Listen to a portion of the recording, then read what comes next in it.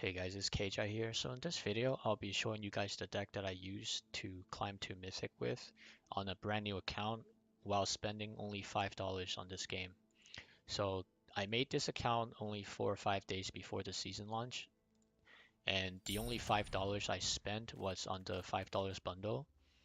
I recommend you to spend that $5 because it gives you a lot of free packs, and if you're experienced, you could play sealed and get even more packs. But if you're fairly new, that's fine. You could just spend the gems on packs or whatever in the store. It doesn't really matter. But personally, I just think it's a decent deal, and why not, right? It's only $5.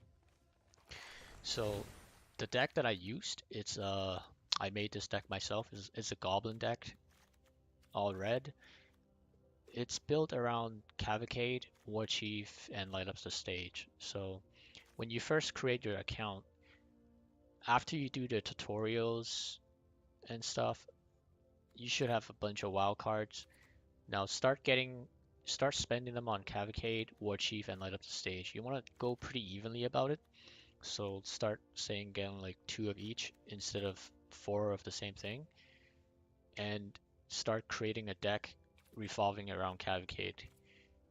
Since this is a rush deck, you could now when you first start off, you're not gonna have all these cards, but this is a pretty cheap deck.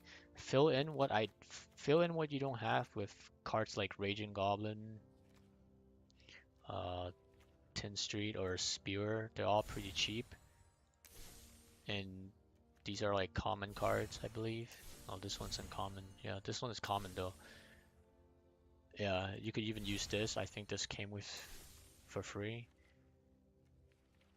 So create a Cavalcade deck pretty much, and the strategy is just to rush your opponents down. It's fairly straightforward, beginner friendly. You should be able to do very well. What you want to do every day is you do your 15 wins daily, and while you play, since you can't demote before gold, I believe, or something, it's it's good to get started first. And since it's a rush deck, you would pretty much destroy most of the incomplete decks out there. You're gonna play best of one and not best of three because you obviously don't have a sideboard. Now, the after your decks start to shape and you have a few of Cavalcade, War Chief, and Light Up the Stage, uh, what you want to get next is your rare cards. Uh, First thing you want to get is the War Boss and then Krankle, but balance it as you go. I don't even have four of these yet, but yeah, they're both fairly good, but the War Boss is slightly better. After you have one of each at least, get one Experimental Frenzy, and I think one Siege Gang Commander. I think you get one for free from the default packs. I'm not really sure. And then get the Chandra last. The Chandra is not needed, but I opened her up in the pack, and I think one is a fair amount to have in the deck. She helps with draws and stuff. So the main strategy of this deck, you obviously just spawn mobs and then you attack them, right? But your main combos are your War Chief. If you can drop him in turn 3 and he survives, he usually won't, but if he does, your turn 4, you could do some really crazy shit like War Boss, Krenko on the same turn on 4, and or Siege Commander on 4. They're all really powerful, so your deck revolves around War Chief. Even if you don't have Cavalcade, it's fine. You don't really need it. So when you mulligan, the rule of thumb is just to make sure you have at least 2 lands and some kind of curve, like 1, 2, 3, 4 mobs, 1, 2, 3, 4, 5 mobs, like so.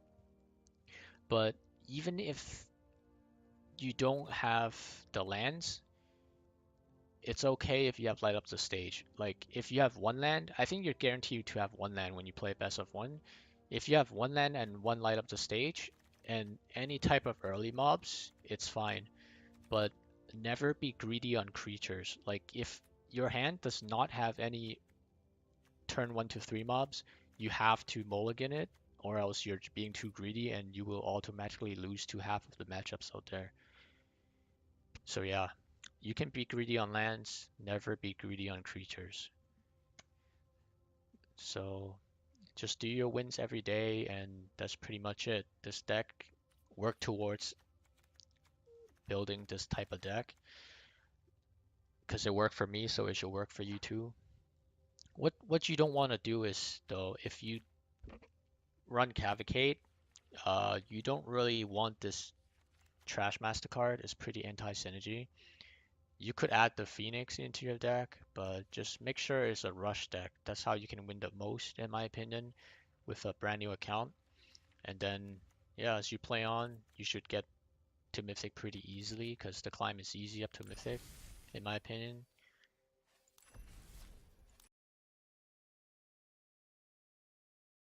Alright, so matchup wise, what this deck is good against, any type of mid-range, late game control decks. So any variation of Planeswalker decks, some kind of Esper, some kind of just like Dragon decks or whatever. This deck does pretty well against them. You could kill them as early as turn 4 or 5, depends on how good you draw. With the one exception of this one card that they can use, the Wildgrowth Walker decks. I've seen many variation of this, but as long as they run this card, it can be a little hard. You need Tibalt for this, and if Tibalt's not out when they start healing, you can pretty much just concede the game. But other than that, it does pretty well against all the mid-range late game decks out there. I would say you're a favorite to win, so you always win more than you lose. Now, what this deck is weak against is other mono reds, the traditional mono red, and mono blue. The reason for that is Cavalcade is a pretty dead card against mirrors.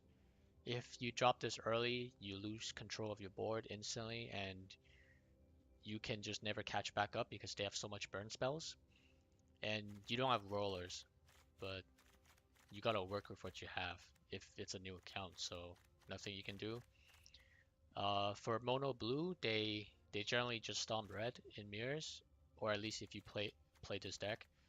And I added the Marin just for blue to test, but you don't have to do it. I was only testing it for fun. You can fill this with anything else you like. It's not that big of a deal. Just keep it the same cost. So other than those two matchups, against everything else, it's pretty fair game. I would say 50-50, depends on how well you play. So you could always win more than you lose if you play better or draw better. Depends on your luck too. That pretty much sums it up. Now, some tips for playing this deck. You would imagine this deck is really bad against wave clear cards, such as Kaya's Wrath, or Cry of the whatever. I forgot what it's called. Yeah, Cry of the Canarium. Against these cards, you just have to get used to them. As you memorize their costs, you would anticipate a clear when it gets to those turns. So just don't dump all your creatures out right before their turn that they can use this on, and you'll find yourself at a pretty good spot. Like you'll be able to replenish your mobs instantly and keep your pressure. So those cards aren't really a problem once you get used to it. And yeah, that sums it up.